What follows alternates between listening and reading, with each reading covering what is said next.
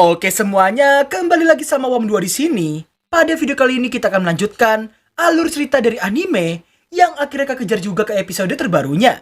Gua mau ngucapin makasih banyak kepada kalian semua karena telah senantiasa nungguin gua mengupload anime yang satu ini. Gua harap kalian semua terus support channel ini ke depannya nanti. Dan biar gua tambah semangat lagi, push dulu like, subrek, dan loncengnya di bawah. Sekalian juga share sebanyak mungkin agar gua bisa upload rutin kayak sebelumnya. So langsung saja, persiapkan jiwa MC berkedok NPC dalam diri kalian. Dan inilah dia, Eiyuke Shitsu episode ke-7 sampai dengan ke-8.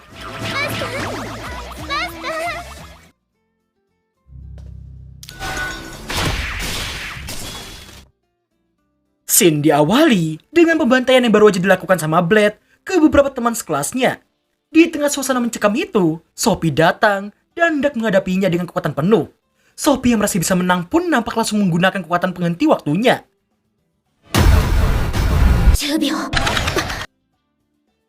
Oh, sayang sekali. Meskipun teknik penghenti waktunya terbilang OP, tapi serangan Sophie gak berdamage sama sekali. Tanpa pikir panjang, Blade nampak langsung menerkamnya, dan jelas membuat Sophie tak bisa menggerakkan tubuhnya. Dan kemudian ini yang ia lakukan.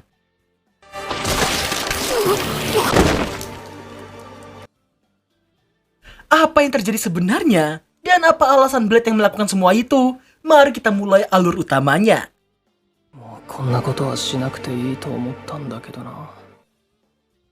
Tak lama setelah menikam Sophie dan teman-teman sekelasnya, Blade nampak mengomeli Raja Gilgamesh dan memintanya buat menghentikan semua itu.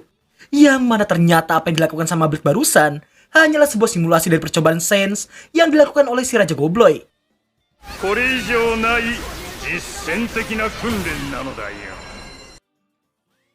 Ya, ternyata Blade dan kawan-kawan dipaksa buat jadi kelinci percobaan dari simulasi virtual reality yang dibuat sama Raja Koplak yang satu ini. Mereka semua nampak terlokot paksa usai dimodern sama Blade. Dan itulah pertempuran yang tak mungkin terjadi di dunia nyata. Raja Gilgamesh meminta mereka semua untuk terus berlatih seperti itu, sampai hanya tersisa satu orang. Meski hanya simulasi, tapi apa yang ditakutin sama Blade ialah itu semua yang dirasa terlalu nyata baginya. Dan takutnya akan terjadi kesalahpahaman yang berakhir dengan pemoderan antar teman. Bukan yang menyudahinya, si Raja Koplak yang satu ini malah mengganti suasana VR-nya dengan latar negeri impiannya pas dari anime Okashina Tensei.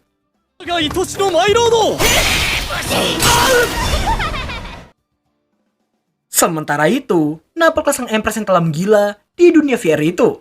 Diriap menegang pergi buat mencari di mana Blade berada. Di lain sisi, nampaklah Blade yang lagi menyaksikan tag team battle antar Jessica Claire melawan Kasim dan Clay.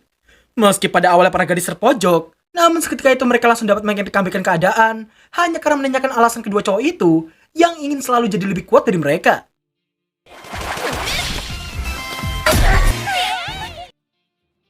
Tak lama setelah itu, terlihat Arnes yang perlahan mendekati Blade.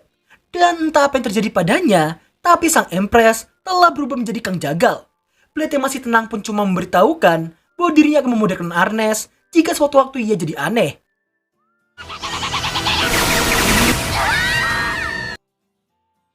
Sebangunnya Blade, ia nampak lagi diperhatikan sama teman-temannya. Nah, Ase di sini, Claire dan Jessica tanpa disengaja juga ikutan modern karena serangan Blade tadi.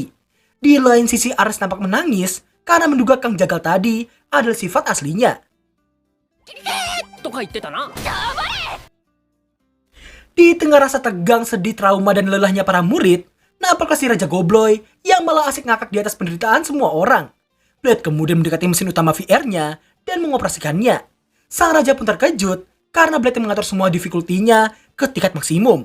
Siren pun cuma melirik karena tahu apa yang akan dilakukan sama Blade. Gilgamesh yang mengira Blade yang akan login, namun ternyata...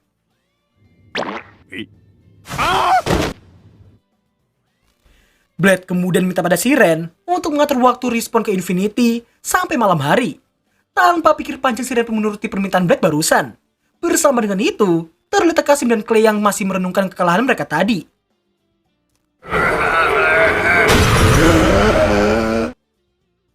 Singkat cerita, nampaklah circle-nya Blade yang lagi makan bersama, namun Kasim dan Clay terlihat masih murung dan terus terkena serangan batin dari ucapan Blade yang berkata mereka berdua telah kalah dari Jessica dan juga Claire, serta mengatakan alasan dibalik kekalahan mereka ialah terlalu meninggikan kekuatan mereka sendiri dan sering melewatkan pelajaran. Meski sangat kejam, namun niatan Blade memang supaya Kasim dan Clay mendengar dirinya agar mereka berdua bisa belajar dari kesalahan.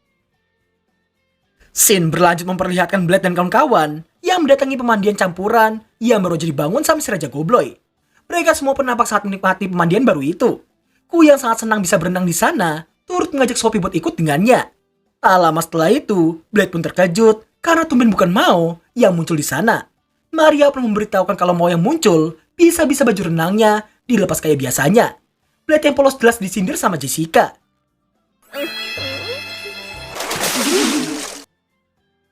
Di saat Blade yang mengira Ernest gak datang, namun ternyata Ernest cuma terlalu malu buat muncul di sana dan berendam sama para cowok, terkhusus dengan Blade.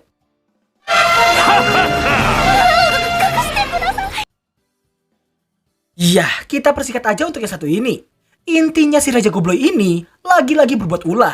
Yang mana tujuan dari pembuatan pemandian air hangat campuran itu ialah demi bisa ngeliat body-body mantap dari para gadis. Dirinya bahkan membakar semangat para cowok agar para cewek ikut melepas baju renang mereka. Parahnya lagi nih Raja Kocak, malah seenak jidatnya mengubah undang-undang di kerajaan mereka dengan melarang tiap cewek memakai handuk di pemandian campuran. Bukan menentangnya, namun Jessica dan Claire malah setuju untuk melepaskan handuk dan gak masalah jika masih memakai baju renang.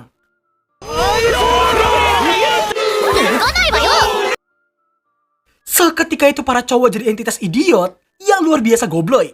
Di tengah Ernest yang ditekan untuk melepaskan handuknya, si Raja Sableng ini nampak terus memprovokasikan suaranya agar Ernest bisa mengabulkan harapan para lelaki. Namun sesaat kemudian ini yang terjadi.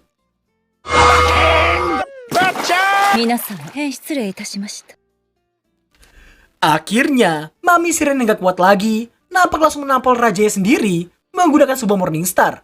Dirinya menyeret si Raja Sableng tanpa mikirin kegores apa enggak itu belalainya.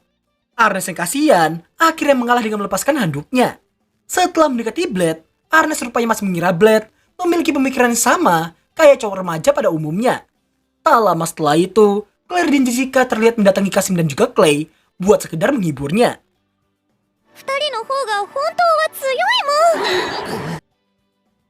Ernest yang lihatnya langsung bertanya pada Blade soal peribahasa mana bergaram di atas luka. Dirinya dan Blade pun akhirnya paham maksud dari ungkapan itu. Parahnya di sini, Claire yang terhitung polos soal ucapan, gak nanggung-nanggung langsung menabur 1 ton garam ke atas lukanya Kasim dan juga Clay.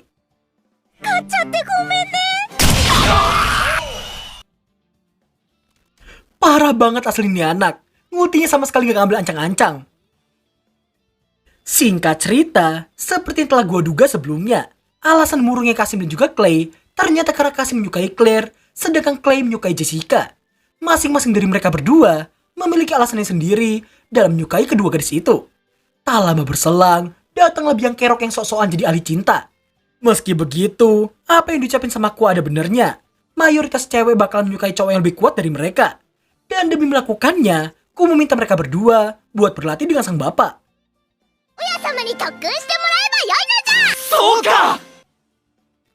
Gak cuma ke mereka berdua, bahkan si biang kerok loli ini turut memprovokasi Jessica dan Claire buat jadi lebih kuat dari kedua cowok tadi. Dan sejak menerima usulanku tadi, tampaklah Kasim dan juga Clay yang memulai pelatihan mereka di bawah naungan Blade. Mulai dari push up handstand, lari dengan beban, berlatih pedang di tebing dengan posisi terbalik, sampai dengan yang satu ini.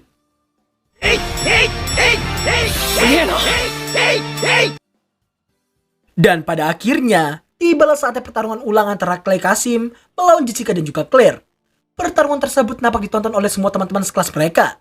Aturannya sederhana, siapapun yang kalah tidak boleh menyimpan dendam pada yang menang.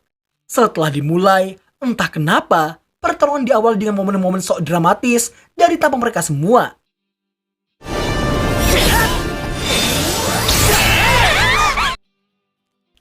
Ernest menduga Blade telah mengajari aura Blade pada mereka berdua. Akan tetapi, meski para cowok mendominasi di awal, namun para cewek juga ternyata telah diajari berbagai macam jurus dari teman-temannya. Mulai dari elemen api dari Ernest, elemen es dari Sophie, hingga elemen petir dari Maria.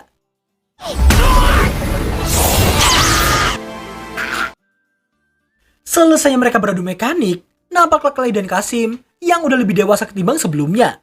Mereka berdua menerima kekalahan itu dan merasa kekuatan mereka telah meningkat pesat. Di saat Kasim yang sempat menyebut mereka curang karena diajari 3 orang sekaligus, Ernest pun tak terima karena mereka berdua juga telah diajari sama Blade. Ernest juga mengomeli kedua cowok itu karena seharusnya ada hal yang mau mereka ucapkan kepada Jessica dan juga Claire. Sembari mengomel, secara nggak langsung Ernest juga turut menyinggung ketidakpekaan Blade terhadap perasaannya itu.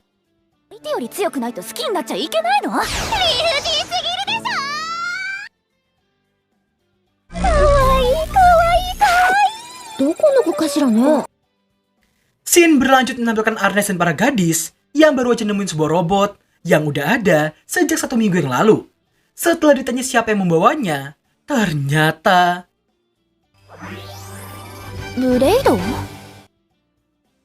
di lain sisi, Blade yang sedang berlatih aura nampak terhenti karena kue yang menerjangnya karena bosan menunggunya.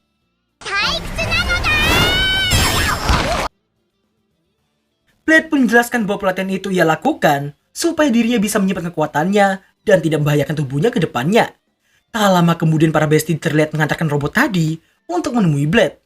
Namun secara tiba-tiba,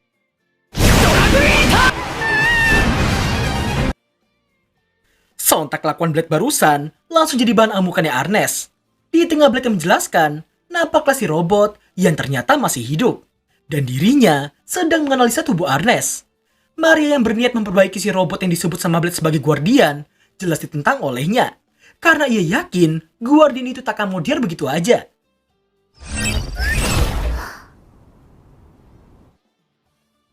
Keesokan harinya, terlihat seorang gadis yang diduga lagi menunggu Blade seorang diri.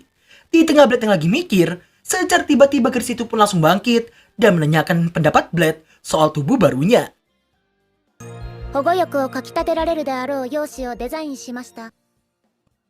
Mendengar ucapannya, Claire pun menyadari bahwa gadis itu adalah Guardian yang kemarin dikalahkan sama Blade.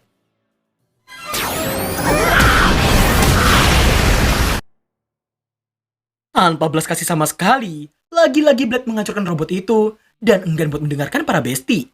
Blade yang gak punya rasa manusiawi pun langsung digaplek sama Ernest karena meski dirasa berbahaya, tapi gadis tetaplah seorang gadis. Blade pun meyakinkan mereka semua bahwa robot itu pastinya akan baik-baik aja.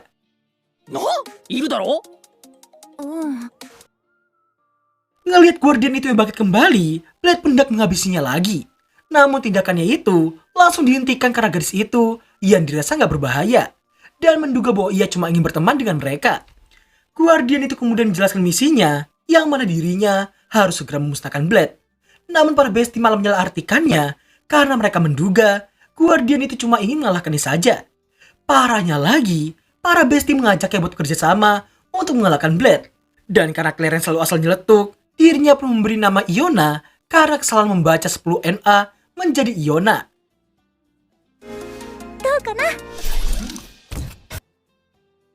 Di tengah rapat tutorial mengalahkan Blade, karena kesalahpahaman yang diucapkan sama Iona, Blade pun dicap sebagai ecchi oleh para bestie. Tanpa tahu apa yang terjadi dan tanpa tahu maksud dari ucapannya, para bestie terus memojokkan Blade yang terlalu keterlaluan pada Iona. Merasa emosi karena hal itu, Blade memutuskan untuk pergi dari sana. Dari semua orang di sana, cuma Sophie lah yang tidak memojokkan Blade karena dirinya tahu alasan dibalik kegelisahan Blade dari tadi. Setelah menyusulnya, Blade yang cuma bisa curhat ke Sophie, nampak menjelaskan soal kondisi Iona yang memiliki jiwa utama. Yang mana Iona saat ini memiliki ribuan tubuh pengganti yang bisa menggantikannya. Sophie pun bertanya apa yang terjadi jika semuanya telah hancur. Blade pun mengaku dirinya akan kepikiran karena ia udah bukan lagi seorang pahlawan. Scene kembali ke rapat. Terlihat Eliza yang lagi menjabarkan perencanaannya yang mungkin aja bisa mengalahkan Blade. Rupanya, analisa yang dilakukan sama Iona kepada tubuh Ernest sebelumnya membuat Iona jadi tahu bahwa Blade tidak tega pada seorang gadis.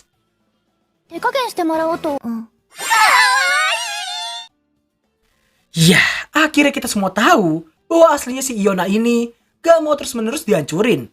Dan dirinya cuma ingin Blade merasa iba padanya. Karena hal itulah, Eliza kepikiran satu strategi untuknya. Simpelnya, strategi itu cuma mengharuskan Iona menginstal sistem jantung ke tubuhnya saat ini. Hal itu bertujuan agar Iona bisa langsung modyar usai dikalahin. Mengesampingkan dampak negatifnya, Mereka lebih utamain sifat Blade yang pastinya gak bakalan tega memodarkan seorang gadis. Singkat cerita di keesokan harinya, apa yang dirapatkan oleh mereka sebelumnya ternyata tepat 100%. Karena sesaat sebelum duel dimulai, Iona memberitahukan pada Blade bahwa dirinya baru aja menginstal sistem jantung yang membuatnya jadi sistem utama dan bukan sekedar tubuh pengganti. Hal itu jelas membuat Blade langsung ragu dan cuma bisa menerima setiap serangan dari Iona. Hingga pada akhirnya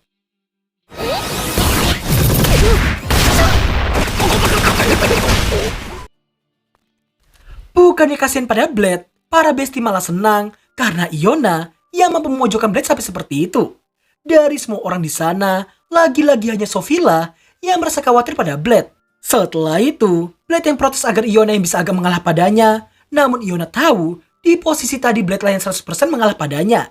Karena alasan dari kekalahan Blade barusan ada pada kekuatannya sendiri. Blade pun tak menyangganya dan malah menambahkan soal serangan kecil yang sama sekali gak ngaruh padanya.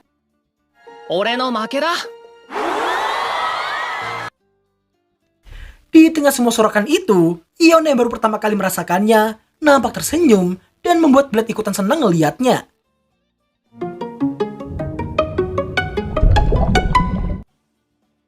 Setelah itu, nampaklah Iona yang mulai bisa menyesuaikan diri dengan Blade dan para besti. Ngeliat Iona yang gak makan, mereka pun minta Iona buat menceritakan masalahnya. Iona pun menjelaskan biasanya, jika sedang kesulitan seperti itu, induk utamanya lah yang akan membuat keputusan untuknya. Ku yang gak tahu maksud dari induk utama, Elisa pun menjelaskan, itu bisa dikatakan sebagai atasannya. Iona pun memberitahukan, biasanya jika satu tugas telah selesai, induk utamanya lah yang akan memberikan tugas lain untuknya. Namun kali ini, induk utamanya itu terus menolak saluran koneksi darinya. Alasannya karena pengabaian misi untuk memodorkan Blade, pemutusan sepihak, serta alasan lainnya. Semua hal itu membuat Iona dicap sebagai produk yang sangat cacat. その他の理由ってなんだよ。15テラバイトほどの悪態を送信しました。 Iona juga merasa gak stabil karena dirinya gak memiliki atasan lagi. Dirinya kemudian meminta Blade untuk menjadi master barunya. ブレイド、マスターと呼んでよろしいですか? やだよ。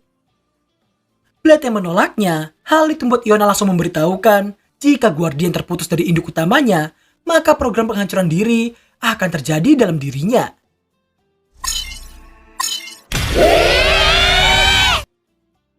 Karena gak ada pilihan lain, mau gak mau Blade harus menjadi master barunya. 俺がマスターに。よろしくお願いします、マスター。 Singkat waktu, di tengah Blade dan Ku yang lagi bersantai ria, Iona datang mengantarkan Katsukari yang langsung dicomot sama Ku. Blade menanyakan alasan Iona yang memakai baju seperti itu. 太古の使えるものの装束です。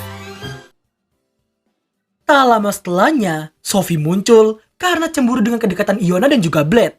Ngeliat suasana hati Sophie yang sangat lagi gak karuan, Blade memintanya buat bercerita padanya. それは命令。ずるいです、マスター。 Mendengar ucapan Iona barusan, Sophie pun mengaku dirinya tidak menyukainya. Tidak hanya karakter Iona yang tumpang tindih, tapi juga karena wajah Iona yang tak memiliki ekspresi sama sekali. Yang padahal, Iona mengaku dirinya baru aja mau menginstal 108 ekspresi baru ke sistem utamanya. Alasan lainnya, karena Iona yang sama-sama menunggu perintah dari Blade. Sophie pun turut protes pada Blade yang gak pernah memberinya perintah sama sekali. Dan malah dengan sangat gampangnya memberi perintah pada Iona. Karena hal itulah Iona dan juga Sophie hendak bertanding buat menentukan Blade adalah masternya siapa. 面倒は起こすなよ。それは命令。 Keesokan harinya, pertandingan memperebutkan Blade pun dimulai. Serangan pertama dimulai dari Sophie yang bercosplay jadi Neko Mimi. Sedangkan Iona dengan Usagi Mimi.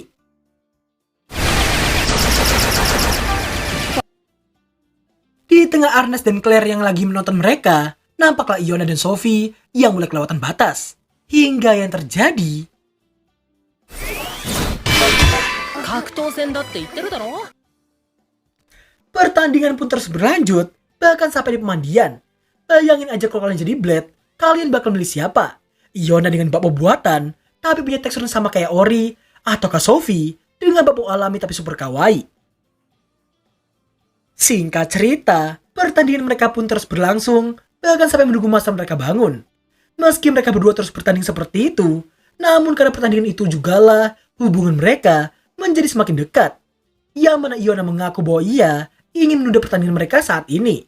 Dan lebih memilih buat bercerita soal dirinya yang selalu sendirian dalam waktu yang sangat lama. Orang yang selalu menemaninya hanyalah Blade yang seringkali menyusup ke tempatnya. Dirinya yang selalu sendirian, tanpa ada orang lain di sisinya, hanya mampu merasakan koneksi antara dirinya dan juga Blade. Dengan kata lain, keduanya memiliki kecenderungan yang sama pada Blade. Iona bahkan mengaku bahwa dirinya juga telah menganggap Sophie sebagai orang yang sangat spesial baginya. 損は不要。了解です、ソフィー。 Keesokan harinya, Ernest pun terkejut karena Iona dan Sophie yang udah semakin dekat dibanding sebelumnya.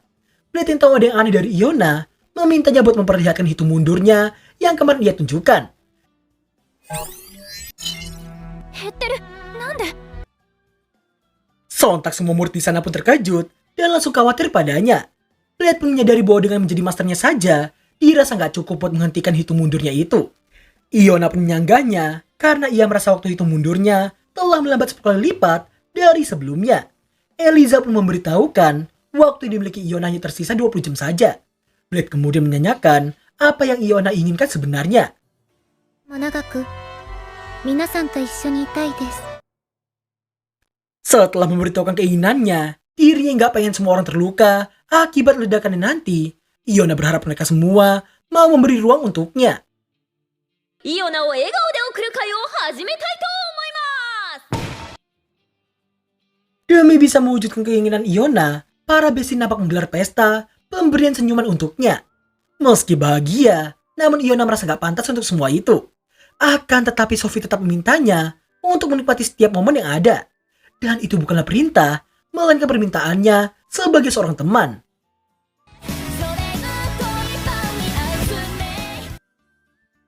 Di tengah party, Ernest dan yang lain terlihat sedang mencari Blade yang gak ada di sana.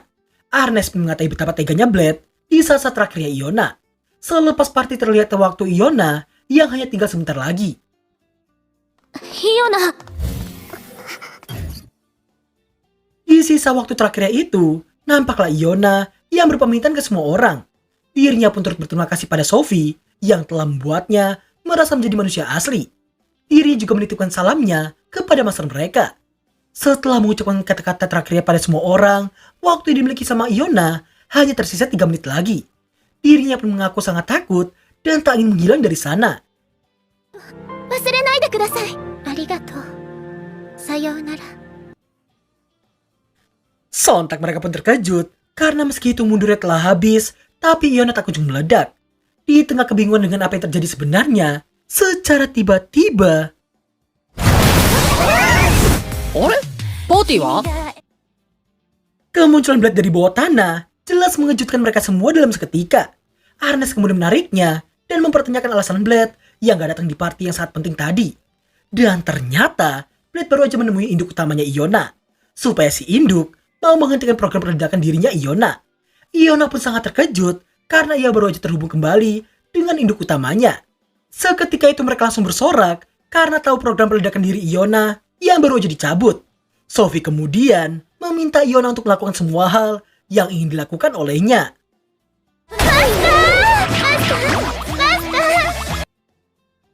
Di tengah Iona yang terus merengek ke masternya maupun mengompori Ernest yang gak cemburu ngelihat hal itu. Meskipun awalnya Ernest mencoba untuk dewasa, namun sayangnya